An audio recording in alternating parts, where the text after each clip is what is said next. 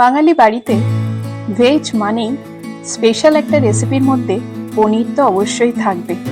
পনিরের বিভিন্ন রেসিপি হয়ে থাকে।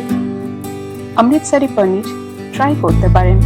রেসিপি ভীষণ ইজি আর খুব চটপট হয়।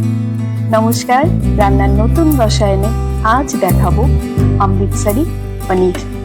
লুচি, লাচ্ছা পরাঠা বা প্লেন রুটির সাথেও এই রেসিপি কিন্তু দারুণভাবে জমে যায়।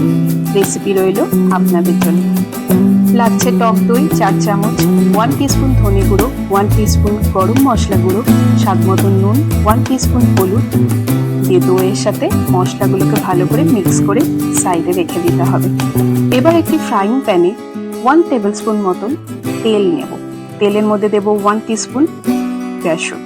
বেসনকে তেলের মধ্যে একটু ভালো করে ভেজে নিতে হবে। হালকা হালকা গোল্ডেন কালার অবধি ভাজতে হবে। এই বেসনই বাইন্ডিং এজেন্টে কাজ করবে। দেখুন, বেসনের একটা হালকা গোল্ডেন কালার এসছে। এর মধ্যে দিয়ে দেবো কাশ্মীরি লাল লঙ্কার গুঁড়ো 1 টিস্পুন মতো। কাশ্মীরি লাল লঙ্কার গুঁড়ো দইয়ের মধ্যে ডিরেক্টও দিতে পারতাম, তবে তেলের মধ্যে একটু ভেজে নিলে না রংটা আরো রিচ কালার চলে আসে।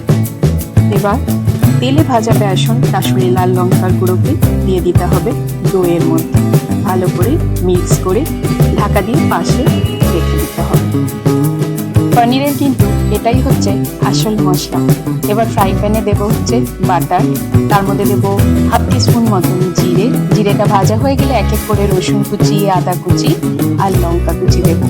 রসুন আর আদা দেওয়া হয়েছে 1 টিস্পুন করে, আর লঙ্কাটা বলবো যে যেমন ঝাল খান সেই আন্দাজেই দেবেন।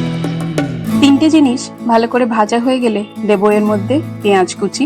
পেঁয়াজ মোটামুটি 2টো মাঝারি সাইজের পেঁয়াজ নেওয়া হয়েছে। যখন গোল্ডেন কালারের মতন ভাজা হয়ে যাবে তার মধ্যে দিয়ে দেবো টমেটো কুচি। এখানে বড় একটা লাল টমেটো কুচি করে দেওয়া হয়েছে। আর দেবো হচ্ছে নুন। নুনটা দেওয়া হলে টমেটোটা মেল্ট হয়ে আসবে।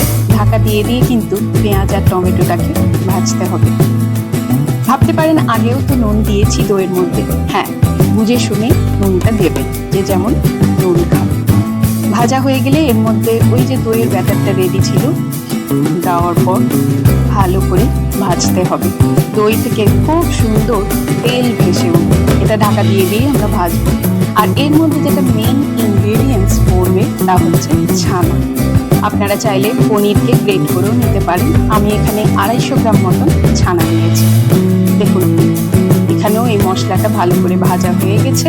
এখন দিলাম একটু সামান্য চিনি। আমি এখানে 1/3 টিস্পুন মতন চিনি দিয়েছি। আপনারা যদি মনে করেন যে চিনিটা দেবো না, স্কিপ করতে পারেন। তবে নিরামিষ রান্না তো চিনিটা পড়লে ভালোই লাগবে। এবার সব শেষে পড়লো হচ্ছে ছানা। ছানার সাথে ভালো করে মশলাকে মিশিয়ে নিতে হবে। আর সামান্য একটু জল দিতে হবে। জল দেওয়ার পর ভালো করে মিনিট ফুটুক। আর সব শেষে দেবো 1 টিস্পুন মতন কাসুরি মেথি। হাতে ভালো করে ঘষে নিয়ে ছড়িয়ে দিলেই রেডি অমৃতসরি পনির। দেখছেন কি সুন্দর তেল ভেসে উঠেছে। রেসিপিটা ভীষণ ইজি না? ট্রাই করতে পারেন। ভীষণ খেতেও ভালো হয় আর চটজলদি হয়। আজকের রেসিপিটি কেমন লাগলো অবশ্যই কিন্তু কমেন্ট করে জানাবেন। আজকের মতন এখানেই শেষ। বাই।